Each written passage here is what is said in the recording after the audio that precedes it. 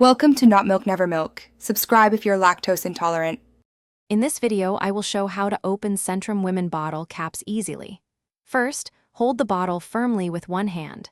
Next, use your other hand to grasp the cap.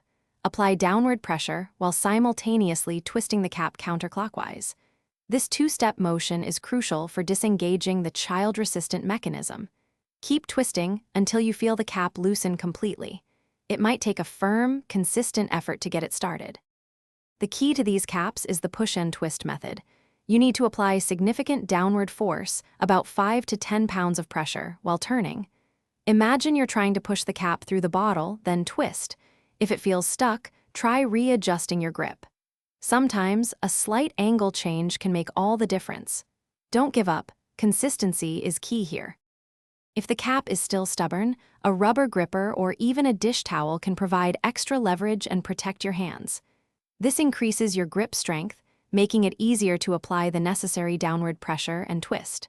Remember, safety first. Never force it with tools that could slip and cause injury.